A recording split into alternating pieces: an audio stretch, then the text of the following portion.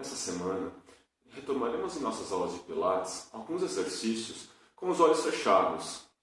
Serve como uma espécie de ginástica para o cérebro. Nesta atividade, procura-se proporcionar um espaço para o exercício da mente, tal como se fosse a prática de uma atividade física regular, ou uma simples caminhada. Fundamenta-se na crença de que, tal como o corpo, para se desenvolver de forma equilibrada e plena, a mente precisa ser treinada, estimulada e desenvolvida.